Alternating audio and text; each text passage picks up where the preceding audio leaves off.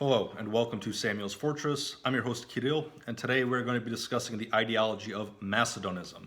But before we get to Macedonism, it's important to understand the origins of the Macedonian question itself. And something that's not very well understood is the fact that the Macedonian question is ultimately a direct result of the signing of the Treaty of Berlin in 1878, which, as we discussed in the previous couple episodes, divides the Bulgarian nation. Namely, it separates Macedonia from the other regions of Bulgaria. Now, from the 9th century, under the rule of Tsar Boris I of the First Bulgarian Empire, up until this late 19th, early 20th century period, the Macedonians, the Slavs in Macedonia, had a Bulgarian ethnic identity.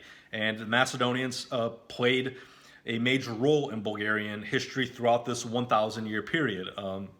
During the early Bulgarian history, we see figures like St. Clement Ohridsky and Tsar Samuel, all the way to the later periods with St. Paisius of Hilandar, the father of the Bulgarian National Revival, who was himself a Macedonian from the town of Bansko. We also see the Macedonians during the 19th century playing a major role in the formation of the Bulgarian Exarchate Church. The Macedonians massively support and vote for the creation of this Bulgarian Exarchate Church. And like I said, it is due to this Treaty of Berlin this treaty artificially separates the Macedonians from the other Bulgarians. Now, as a result of this separation, we have the birth of the Macedonian question, which is, how do we deal with the fact that the Macedonians, the Bulgarians in Macedonia, have been separated from the Bulgarians in the eastern provinces, in the eastern territories of Bulgaria. And there are different views, different ideologies that arise on how to deal with the separation. And the three main views or ideologies are known as Bulgarophilism, Macedono-Bulgarianism, and Macedonism. Now, these three ideologies or viewpoints are discussed in some length in the work of Professor Andrew Rossos in his book Macedonia and the Macedonians. Now, Andrew Rossos is a professor of history at the University of Toronto. He is both a Macedonian and a Macedonist. He was born in the early 1940s in the Lerin region of Aegean Macedonia. He was a child refugee. Basically, he fled Aegean Macedonia in the late 40s as a result of the Greek Civil War. Ultimately made his way to Canada and became, like I said, a history professor at the University of Toronto. And in his book, Macedonia and the Macedonians, he discusses these three viewpoints. Now, I should say, Professor Rossos incorrectly calls Macedonianism in his text. These are two very separate things. So Macedonism is a viewpoint which we will discuss in relation to the Macedonian question, whereas Macedonianism is actually a 4th century Christian heresy. It is an anti-Trinitarian heresy named after Macedonicus I, the bishop of Constantinople during the 4th century. So Macedonianism, again, is a 4th century Christian heresy having nothing to do with the modern Macedonian question. The proper term is Macedonism. Nevertheless, like I said, he discusses these three viewpoints within his work, and I'm just going to go through them one by one. So the first one we have is Bulgarophilism, or it's also referred to as Bulgarophilia. And this is essentially the viewpoint that the Macedonians are ethnic Bulgarians, and due to this fact, they should join the Bulgarian state. They should be incorporated into this new Bulgarian state. Basically, they wish to fulfill the promise of the Treaty of San Stefano, which was meant to unite all the Bulgarians who live in the 4 historical regions of Bulgaria. Again, those are Macedonia, Thrace, Mysia, and Dobruja, to unify them under one state, under one monarch, a Bulgarian monarch, and this will be done the same way that Eastern Rumelia was incorporated into the Bulgarian state. And as we discussed in the previous video, this is essentially the ideology of the Supreme Committee within the internal Macedonian Revolutionary Organization. Now, this differs from the second position, which is Macedono-Bulgarianism. Now, Macedono-Bulgarianism is similar to Bulgarophilia in the sense that it views the Macedonians as ethnic Bulgarians. However, where the two ideologies differ is in the fact that the Macedono-Bulgarians do not wish to unite with Bulgaria, but wish to form an independent and autonomous Macedonian state. Essentially, they recognize that Bulgarian unification is impossible. They take a more realistic approach than the Bulgarophiles, and they simply recognize that the Western powers, the great powers of Europe, will not allow Macedonia to join a Bulgarian state. It's not in the interest of the great powers of Europe to see a large, powerful Bulgarian state on the Balkans, and therefore they will keep these two states divided, and the Macedono-Bulgarians recognize this. They don't want to, go down an unrealistic path. So again, they settle for an independent, autonomous Macedonian state. And this is the prominent view within the Central Committee of the Internal Macedonian Revolutionary Organization. Now, even within this Macedono-Bulgarian position, there are different variations. There is a kind of conservative or right-wing take on this position. There's also a left-wing or liberal take on Macedono-Bulgarianism. Now, we can see the more conservative right-wing take within the Macedono-Bulgarian position described by Dr. Hristo Tatarchev from the city of Resen, who was the first chairman of the organization. And Tatarchev writes, quote, "We talked a long time about the goal of this organization." Excuse me. "We talked a long time about the goal of this organization, and at last we fixed it on the autonomy of Macedonia with the priority of the Bulgarian element. We couldn't accept the position of directly joining Bulgaria because we saw that it would meet great difficulties through confrontation with the great powers and the aspirations of neighboring small countries and Turkey. It passed through our thoughts that an autonomous Macedonia could more easily unite with Bulgaria subsequently, or if worst came to worst, it could play a role as a unifying link in a federation of Balkan peoples." So we see here kind of the right-wing conservative view as described by Tatarchev, which is that at that point in time, it's unrealistic to try to join Bulgaria. That might occur in the future, hopefully, but even if it doesn't, we'll just have a second Bulgarian state, a Macedonian state. And he says here that in that independent, autonomous Macedonia, a Bulgarian ethnic element will be predominant. So again, we see here a formation of a second Bulgarian state as envisioned by Tatarchev. Now, this is not the view entirely of the more liberal or left-wing members of the IMRO, who, although they view themselves as Bulgarians ethnically, they don't really want a second Bulgarian state. They're more interested in a multi-ethnic Macedonia. Now, to them, Macedonian isn't really an ethnic term, but it's more of a kind of a civic national term that incorporates all the different ethnicities within Macedonia. Now, here, the ethnic Bulgarians would essentially have their ethnic identity subordinated to a Macedonian national or civic identity. And this is described by Professor Rosos, and I will quote here from his work directly. Rosos states, quote, "Even though many of the leaders," now he's talking about the leaders of IMRO, "were Macedono-Bulgarians, its proclamations, statutes, and programs addressed all Slav Macedonians, regardless of church or party, as well as non-Slav minorities such as Turks, Vlachs, Greeks, and Jews. Its ultimate aims were autonomy, independence, and eventually a place in a Slav or wider Balkan federation. From its launch, the IMRO and the national movement as a whole focused on political liberation. The IMRO downplayed questions about the ethnic identity of the Slavic Macedonians, which seemed potentially explosive and divisive at a time when unity was essential. The movement often appeared to outsiders to be leaning to or even being under the sway of Bulgaria. Most of its leaders had studied in Bulgaria or in Exarchist schools. The Exarchist side tolerated and even aided their activities.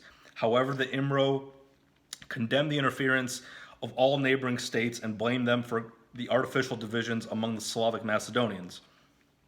There was not a total internal unity on this issue. There were many differences among the IMRO leaders. The body's right wing had many adherents among Macedonians living in Bulgaria and was openly Bulgarophilic in its cultural and national orientation. The left wing, which included the most outstanding leaders, Dilchev, Gruev, Sandansky, Petrov, Hajidimov, Poparsov, and Toshev, operated in Macedonia and were in close touch with the Nashism of the masses, leaned towards socialism, and usually played down or ignored the ethnic question. Thus, political, ideological, tactical, and practical considerations encouraged these leaders to postpone the consideration of the issue for Macedonians to resolve on their own after liberation. And he goes on in a different chapter in his book to write, quote, "The Macedonists in the movement identify themselves and all Slav Macedonians, irrespective of church affiliation, as Macedonians, as a distinct ethnic entity related to but different and separate from Bulgarians and Serbians. At the other extreme, the Bulgarophiles considered themselves and all Slav Macedonians to be Bulgarian. However, the many views, if not most, of the top leaders of IMRO were not so clear-cut and easily discernible. They had studied in Bulgarian Exarchist schools and worked in Bulgarian Exarchist institutions and organizations. They referred to themselves and to Exarchist Macedonians as Macedonian Bulgarians or Makedonski Bulgari." So again, in case you didn't catch it, this is a Macedonist admitting that, quote, "The IMRO leaders referred to themselves and to Exarchist Macedonians as Macedonian Bulgarians or Makedonski Bulgari." So we have here the acknowledgement that the IMRO was not a Macedonist organization. These were Bulgarians from the region of Macedonia who among themselves had different ideological positions, but ultimately view themselves as ethnic Bulgarians working for an independent and autonomous Macedonian state. Now, the reason why this is controversial is because we have today debates. I'm filming this in February of 2021. We have currently debates going on between Macedonians and Bulgarians on the ethnicity of these IMRO leaders, specifically the ethnic identity of Goce Dilchev. You often hear the question, what is the ethnicity of Goce Dilchev? Was Goce Dilchev a Macedonian? Was he a Bulgarian? Well, to me, it's kind of an absurd question. It's like asking, was George Washington English or American? Well, let's take a look. George Washington was clearly ethnically English. He comes from an English family. George Washington's family can be traced to, I believe, Northamptonshire, England. He was, again, ethnically English. He fought for the British and English cause on the North American continent, specifically within the French Indian War. And there's no question that George Washington was an ethnic Englishman. However, George Washington was the father of the American Revolution. He fought for an independent and autonomous American state. He is the first president of the American Republic and therefore is an American. So here, the same thing can be applied to Goce Dilchev. Goce Dilchev was undoubtedly an ethnic Bulgarian. By his own admission, he's an ethnic Bulgarian. However, he is fighting for an independent and autonomous Macedonian state and therefore can be referred to as a Macedonian. Now, the reason why this is controversial is due to the Macedonist position, which tries to eliminate the Bulgarian portion of Goce Dilchev's ethnicity and the ethnicity of all the Macedono-Bulgarians in this time period. So what is Macedonism? What is this ideology? What are its core tenets? Well, we have Andrew Rosos, who is himself a Macedonist. So let's hear what he has to say about it. And Rosos writes here, quote, "The principal aims of Macedonism were recognition of the Macedonians as a distinct Slav nation, the acceptance of Macedonian as a literary language, and its introduction in schools and administration, the establishment of the Ohrid Archbishopric as a Macedonian autocephalous church, and termination of all foreign propaganda and autonomy within the Ottoman Empire, which would guarantee unity and normal national development of the people. Thus, unlike the IMRO, the political separatists, the Macedonists, or national separatists, sought above all free and unhindered national and cultural development through the expulsion of foreign propaganda organizations. For this reason, they opposed a revolutionary struggle against the Ottoman Empire, which they viewed as a potential ally in the confrontation with Bulgaria, Greece, and Serbia. Only evolution and cooperation with the Ottoman Empire, and perhaps help from the great powers, could free Macedonia from the pretenders and prepare its people for an independent national and political life." So we see here Rosos acknowledging that the Macedonists were at odds with the IMRO, because the IMRO were Macedono-Bulgarians. The Macedonists are not Macedono-Bulgarians, they are Macedonists. They reject all connection to the Bulgarian identity. So therefore we see here the acknowledgement that the Macedonists are essentially collaborationists with the Ottoman Empire. They are opposed to the IMRO, and they actually are opposed to the Ilinden uprising. And we not only see this in Rosos's work, but we see this in the work by Krste Petkov-Misirkov on Macedonian matters. Now, on Macedonian matters is essentially kind of the first coherent written position on the Macedonist ideology. Here, Misirkov puts forward his argument for the Macedonist position. This was written in 1903, and I'm not going to get into this too much, as it's not a terribly long text, but it's not very short either. And therefore, I want to dedicate an entire episode where we go through and dissect and analyze this, maybe even a short series of videos if we can't fit it all into one video. But like I said, I don't want to get into that too much right now. We'll discuss this in more detail in the future. But again, you should be aware that this is kind of the foremost text, the first kind of text putting forward a coherent Macedonist position. And the Macedonists, like Misirkov, are not members of the internal Macedonian Revolutionary Organization. They have their own societies and organizations. Here, quoting from Rosos, quote, "In the late 1880s, the breeding ground for Macedonism was numerous secret and illegal circles and societies. Some emerged in Macedonia, but most of them abroad, in Belgrade, Sofia, and Russia, some with their own short-lived publications. More than 20 existed before the Balkan Wars, most notably the Young Macedonian Literary Group and its journal Grapevine, the Vardar Student Society, the Macedonian Club with its reading room and Balkan Herald, and the Macedonian Scientific Literary Society, which served until 1917 as a Macedonian Matica.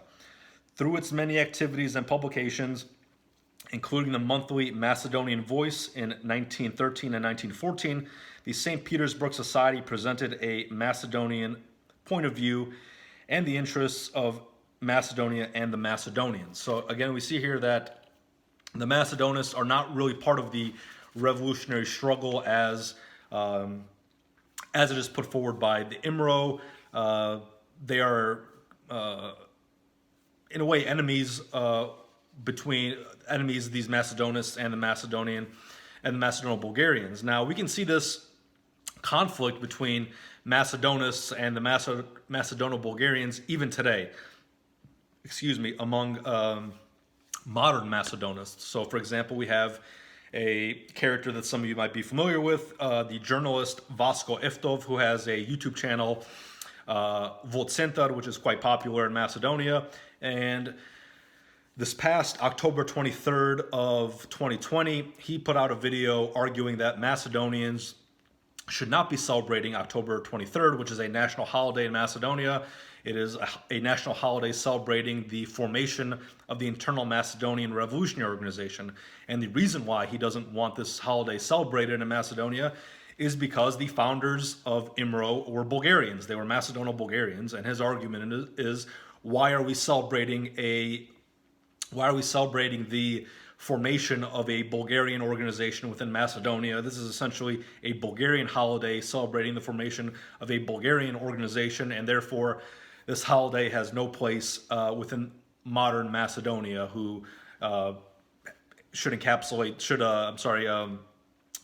to a Macedonist ideology. Now, there are other Macedonists who take a weird position where they try to kind of bridge the gap between Macedonism and the Macedono-Bulgarianism of IMRO by essentially fabricating and falsifying the history. Basically, what they do is this kind of crude form of historical revisionism where they will go back and simply alter the identity of these Macedono-Bulgarians of the IMRO. So you'll go back and where you will see Bulgarian, they will simply scratch that out, write in Macedonian.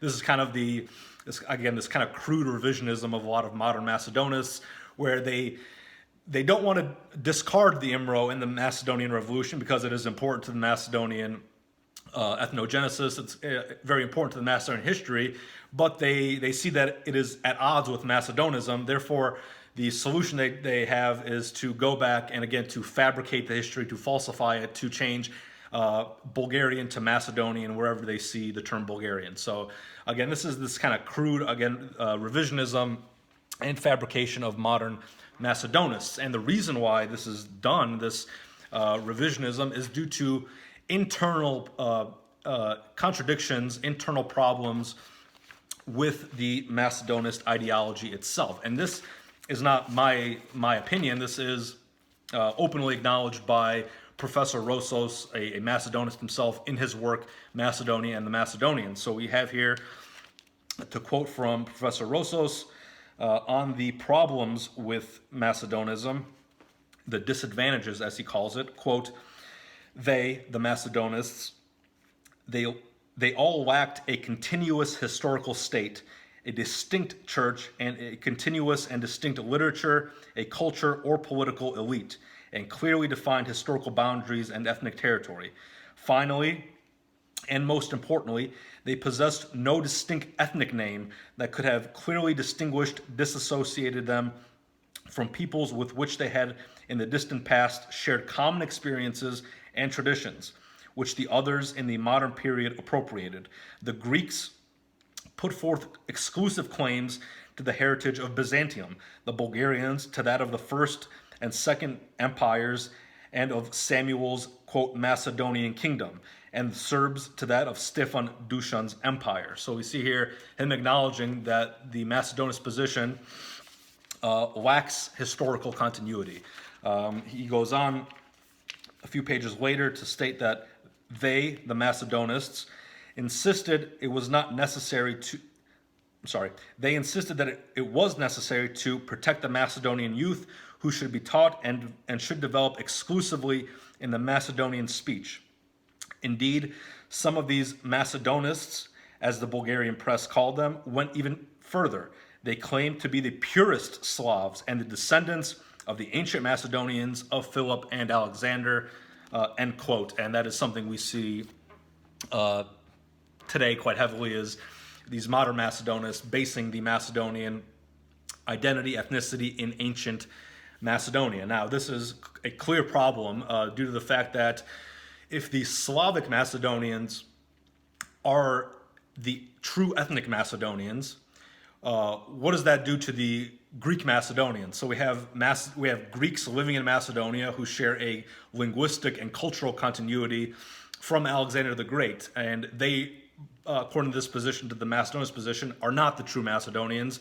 The Slavic Macedonians, who have no cultural or linguistic heritage tied to Alexander the Great, they are the true Macedonians. So you see here this problem with using Macedonian as an ethnic term, this creates a problem when you compare it to the Greek Macedonians, or with the existence of the Greek Macedonians. It creates a problem due to the fact that it excludes people who have a legitimate claim to ethnic Macedonia, the Greeks, from the ethnic Macedonian identity. This is further made kind of absurdly ironic in the fact that this Macedonist ideology is essentially an anti-Hellenic ideology. The problem with this is that it is anti-Hellenic, but it finds its roots in Alexander the Great, who was the biggest Hellenist in history. So again, this is kind of the absurd irony of the Macedonist position, is that it is anti-Hellenic, but it views itself as they view themselves as the descendants of Alexander the Great, who was the biggest Hellenist in history. So these are the kind of absurd internal contradictions within the Macedonist position. However, that is not the biggest problem with Macedonism, in my opinion. In my opinion, the biggest problem with Macedonism is that it de-Bulgarizes the Macedonian history and identity. So, for example, let's take Boris I, Tsar of the First Bulgarian Empire. What does Boris I mean to a Macedonist? Well, he doesn't mean anything to a Macedonist. At most, Boris I was a Mongol Tatar occupier of the Macedonian people. However, we know this isn't true. Boris I, in my opinion, is the father of the Macedonian nation. Boris I halted the Hellenization of the Macedonian Slavs. He made the Macedonian Slavic dialect the official language of the Bulgarian Empire through the Macedonian dialect being used as the foundations for Old Church Slavonic. He converted the pagan Slavs in Macedonia and established Slavic Orthodox Christianity within Macedonia. He made Ohrid the literary and cultural capital of the Slavic world. He made St. Clement Ohridsky the first bishop of the Bulgarian Orthodox Church. So we see here Boris I is, in my opinion, the most important figure in Macedonian history. He is the father of the modern Macedonian identity, and you cannot appreciate this with a Macedonist mindset. It scrubs very important aspects of our history as Macedonians through this negation of this extreme position, this negation of the Bulgarian element within our history. And I will acknowledge that the Bulgarophil position also negates very important regional and cultural aspects of the Macedonians, which are separate from the other Bulgarian people. So again, Bulgarophilism and Macedonism are two, in my opinion, extreme positions that do not accurately portray the Macedonian, the history of the Macedonian people. But Macedonism is particularly dangerous because it completely distorts and inverts our history. It negates the importance of very important historical figures in our history, such as Boris I, who, in my opinion, it is a great shame that there's not a single statue, to my knowledge, in Macedonia of Boris I. He appears nowhere in the official history of Macedonia. Instead, we have Alexander the Great, with whom we have no cultural, linguistic, or religious connection. So thank you very much for watching, and I will see you next time.